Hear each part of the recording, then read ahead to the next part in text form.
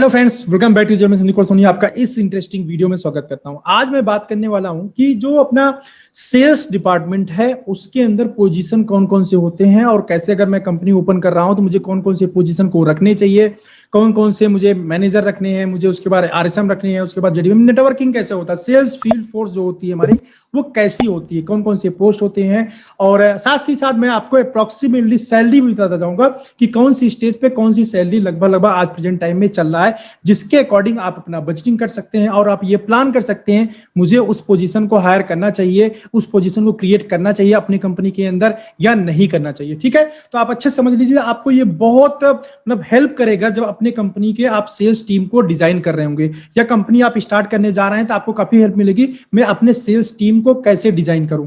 As well as मैंने एक distribution network का वीडियो बनाया हुआ, उसको जाके देख लीजिएगा तो डिस्ट्रीब्यूशन भी आपका क्लियर हो जाएगा। जैसे जैसे सेल्स फील्ड काम करता है वैसे वैसे डिस्ट्रीब्यूशन दोनों ही एक दूसरे के पैरेलल ही काम करते हैं। ठीक है, साथ साथ मैं यहाँ पे डिक्टेट करता जाऊंगा कौन किसको हैंडल करता है, इससे आपको और ज्यादा हेल्प मिलेगी। अगर वीडियो लंबा हो तो ध्यान देखिएगा ताकि स्किप मत करिएगा, ताकि आपको सारी चीजें समझ में आ जाए। ठीक है, चलिए मैं चलता हूँ कंप्यूटर स्क्रीन बोर्ड पे और अब व्हाइट बोर्ड पे आपको सारी चीजें समझाता हूँ कि कैसे कैसे हम नेटवर्किंग को क्रिएट करते हैं। एक कंपनी स्टार्ट कर रहे हैं आप, फार्मास्यूटिकल कंपनी स्टार्टअप है, तो कैसे कैसे आप ग्रो करेंगे, कौन कौन से पोजीशन को क्रिएट करेंगे और कब क्रिएट करना चाहिए पोजीशन। ठीक है, अननेसेसरी पोजीशन क्रिएट कर देंगे तो भी आपको कहीं ना कहीं वो जो फाइनेंशियल प्रॉब्लम क्रिएट कर सकता है। राइट, चलिए अब आ गया हूं, चलिए मैं अपने कंप्यूटर स्क्रीन पे आ गया हूं।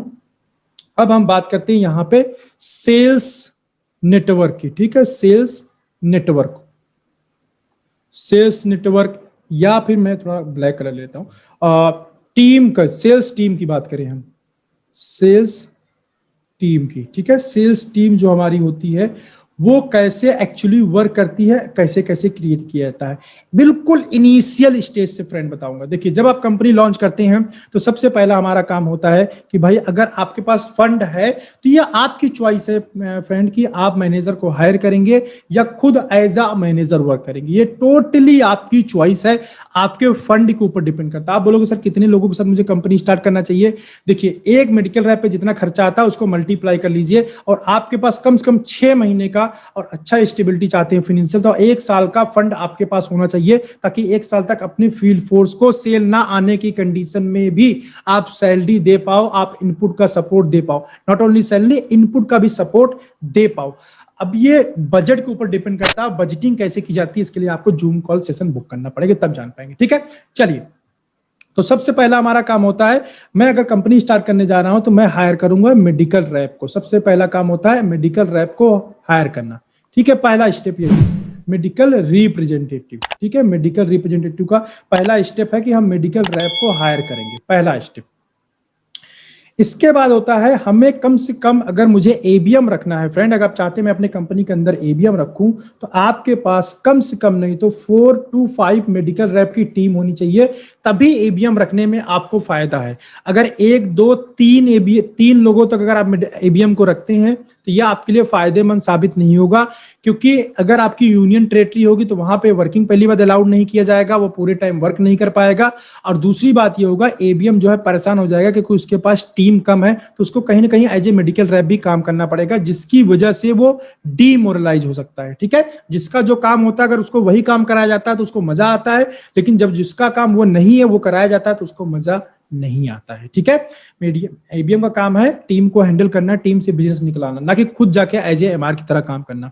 अगर आप सोचते हैं एबीएम बहुत होशियार है, एक्सपीरियंस है, मैं उसको रख लूं, कुछ मुझको उसको एक टेरिटरी दे दूंगा, एज ए मेडिकल रैप की तरह काम करेगा और वहां से बिजनेस ले आएगा, तो आप गलत फहमी में है, ऐसा नहीं होता है। ठीक है, अब ऐसा क्यों नहीं है तो कभी और दिन बात करेंगे क्या रीजंस होते हैं, उसमें बहुत सारे फैक्टर होते हैं, साइकोलॉजिकल फैक्टर सबसे बड़ा फैक्टर है उसमें।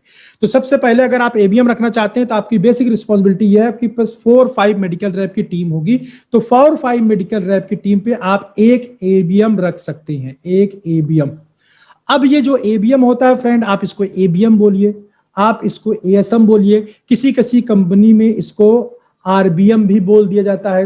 वैसे तो आरबीएम सेकंड लाइन का पोजीशन होता है, बट कभी कभी ना आरबीएम भी बोल देते हैं, लेकिन इसको एक सही जो नाम है उसको मैं सही प्रोनाउंसिएशन नहीं बोलूंगा, सही जो पोजीशन है उसका नाम है फ्रंट लाइन मैनेजर। आप इसको फ्रंट लाइन मैनेजर बोल सकते हैं या फिर इसको फर्स्ट लाइन मैनेजर बोल सकते हैं, क्योंकि मैनेजर की स्टार्टिंग यही से होती है, फर्स्ट लाइन मैनेजर बोल सकते हैं। ठीक है, तो पहला स्टेप है, पहला आपके पास मेडिकल। अब ये जो मैनेजर्स होते हैं ना, एक्चुअली ये मैनेजमेंट के पार्ट होते हैं, इसलिए इनको मैनेजर बोला जाता है। कंपनी जैसे बोलेगी इनका काम है वैसे करवाना। अंडरस्टैंड? तो पहला पोजीशन हो गया मेडिकल रैप का। जब 4-5 मेडिकल रैप होंगे तो उनको एक एबीएम जो है उसके ऊपर रख दिया जाएगा। ऐसे ही अगर आपके पास 4-5 एबीएम्स हो जाते हैं, ठीक है, कितने? 4 एबीएम की टीम आपके पास हो जाती है, 4 to 5 एबीएम की टीम अगर आपके पास हो जाती है, तब आपको एक पोजीशन और क्रिएट करने की जरूरत है। तब आप एक और पोजीशन क्रिएट कर दीजिए जिसको हम बोलते हैं आरएसएम। आप इसको आरएसएम बोलिए, आप इसको आरबीएम बोलिए, आप इसको डीबीएम बोलिए, जो इच्छा हो सो बोलिए, सबका मीनिंग एक ही है। और पता नहीं क्या क्या नाम, डिस्ट्रिक्ट मैनेजर और पता नहीं क्या क्या कंपनीज नाम रख देती हैं। ये सिर्फ पोस्ट का नाम है, और इसका भी सही तरीका जो है नाम लेने का वो है second line manager. Second line manager, इसको हम सेकंड लाइन मैनेजर बोलते हैं, ठीक है। एबीएम को जो हो गया फर्स्ट लाइन मैनेजर और हो गया सेकंड लाइन मैनेजर।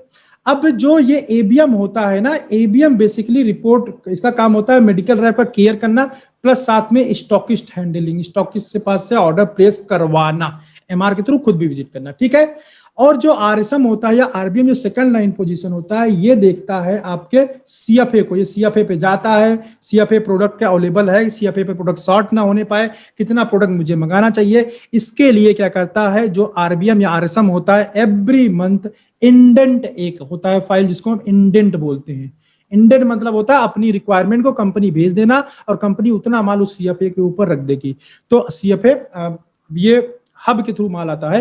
तो फ्रेंड, अगर आपके पास आपका स्टार्टअप है और आपके पास थ्री भी एबीएम हो गए तो भी चाहो तो आप आरएसएम रख सकते हो। बेटर यही है कि जब आपके पास 4 एबीएम हो जाए या 5 एबीएम हो जाए तब आपको एक आरएसएम का पोस्ट क्रिएट करना चाहिए। इसके पहले आरएसएम का पोस्ट नहीं क्रिएट करना चाहिए, अदरवाइज ये आपका कॉस्ट बढ़ाएगा।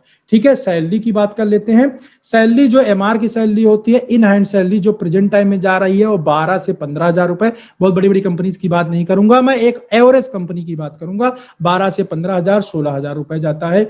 एक मैं अगर एबीएम की सैलरी की बात करूंगा तो प्रेजेंट टाइम पे 25 to 40,000 रुपीज सैलरी। इसके अलावा एक्सपेंस अलग आपको देना पड़ेगा, टीए डीए मोबाइल इंटरनेट ये अलग देना पड़ेगा। मैं सैलरी की बात कर रहा हूँ, ठीक है। और सैलरी में भी बोनस इसके अलावा और देना पड़ेगा जो इन हैंड, अभी मैं इन हैंड सैलरी की बात कर रहा हूँ। तो 25 से 40 के बीच में आपको एबीएम को सैलरी देना पड़ेगा। और जब आप पहुंच जाते हैं आरएसएम को, तो आरएसएम की सैलरी जो स्टार्टिंग है वो 35 मान सकते हैं। 35 बहुत छोटी कंपनी में, अदरवाइज 55 तक जो है आपको जो आरएसएम है उसको सैलरी पे करना पड़ेगा। इसके अलावा अलाउंसेस अलग होंगे। ध्यान है, जैसे जैसे पोजीशन बढ़ता जाता है वैसे वैसे उसके अलाउंसेस बढ़ते जाते हैं, क्योंकि होटल खर्चा देना पड़ता है। बड़ा पोस्ट मतलब अच्छे होटल रुकेगा और ज्यादा पैसा आपको खर्च होगा अलाउंसेस में, ठीक है। जब आपके पास ऐसे ही 4 आरएसएम हो जाते हैं, 4 आरएसएम आपके पास हो गए। 4 आरएसएम होने का मतलब है आपने 4 स्टेट के अंदर अपनी कंपनी को लॉन्च कर दिया है, पहले कंडीशन। दूसरी कंडीशन ये हो सकती है एक स्टेट के अंदर 2 आरएसएम भी हो सकते हैं, जैसे यूपी है, काफी बड़ा स्टेट है, यहाँ पे 2 आरएसएम भी हो सकते हैं, 3 आरएसएम भी हो सकते हैं। जनरल डिवीजन है, बहुत सारे मेडिकल रैप रखे हुए तो आप 3 भी रख सकते हो क्योंकि यूपी बहुत बड़ा स्टेट है। बट जनरल केस में, इन जनरल केस में एक स्टेट को एक आरएसएम रिपोर्ट करता है और आरएसएम वही उस स्टेट के सीएफए को देखता है, ठीक है। तो ऐसे ही अगर आपके पास 4 स्टेट या 4 आरएसएम हो जाते हैं, देन आप एक नया पोस्ट क्रिएट करते हैं जिसको बोलते हैं जेडबीएम या फिर ZSM, zonal sales manager, zonal business manager. RSM का मतलब होता है regional business manager, regional sales manager, divisional business manager, DBM जो लिखा हुआ, ठीक है। और इस पोजीशन का जो सही नाम है, कंफ्यूजन ना हो, इसको बोला जाता है थर्ड लाइन मैनेजर, ठीक है। ये कौन सी पोजीशन है? थर्ड लाइन मैनेजर की पोजीशन होती है।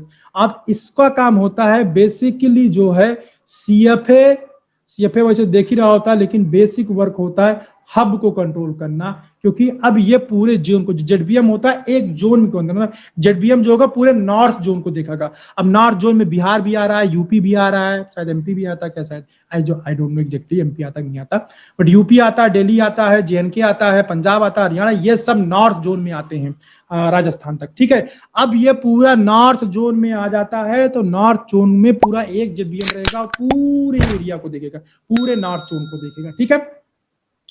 ऐसे ही आपको इंडिया के अंदर 4 जोन है, नॉर्थ, ईस्ट, वेस्ट, साउथ। तो अगर ऐसे ही अगर आपके पास 4 जेडबीएम हो जाते हैं, 4 की जगह 5 6 भी हो जाते हैं, कहीं कहीं हो सकता है आप बढ़ा के जेडबीएम रख दें, डबल जेडबीएम भी रख सकते हैं। जैसे यूपी जैसा बड़ा स्टेट है तो यू पूरे नॉर्थ जोन में 2 जेडबीएम भी आप चाहें तो रख सकते हैं। डिपेंड करता है कि आपके आरएसएम बढ़ेंगे, जेडबीएम बढ़ जाएंगे, राइट। जनरल केस कर रहा हूं कि 4 जेडबीएम टू 6 जेडबीएम आपके पास में होते हैं, देन आपको नीड होती है एक एनएसएम की, और एनएसएम को बोला जाता है fourth line position, fourth line manager, ठीक है, फोर्थ लाइन मैनेजर।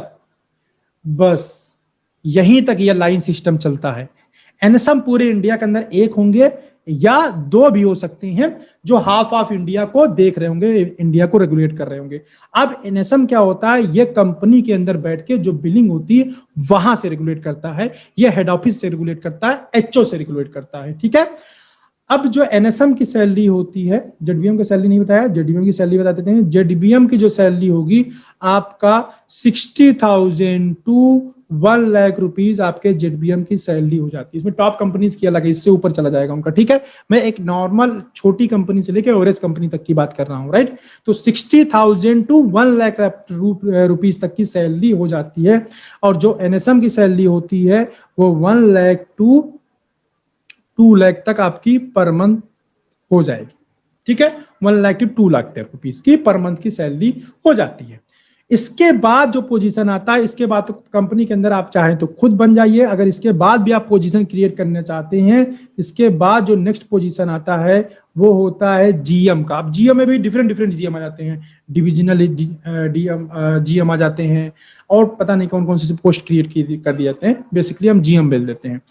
अब ये जीएम जो है, अब इसको जीएम को आप देखिए, जीएम जो है, जीएम में क्या होता है कि अब जीएम ये डिफरेंट डिफरेंट डिवीजन, अभी मैंने एक डिवीजन की बात की, आप अब आपने क्या किया, एक दूसरा डिवीजन क्रिएट कर दिया, तो ये जो पूरी लाइन मैंने बताया है उसका भी पूरा सिस्टम ऐसे ही रन करेगा, और दूसरा जीएम हो जाएगा, तीसरा जीएम होगा, चौथा जीएम हो जाएगा, या फिर इनको डीजीएम बोलते हैं, डिविजनल जनरल मैनेजर। एक डिवीजन को एक डीजीएम क्या करेगा, एक डिवीजन को कंट्रोल करेगा। उसके ऊपर आप एमडी बन के खुद बैठ सकते हैं, या जीएम खुद बन के बैठ सकते हैं, या एनएसएम के बाद आप खुद एमडी बन के बैठ सकते हैं। ये आपके चॉइस के ऊपर टोटली डिपेंड करेगा फ्रेंड, अंडरस्टैंड।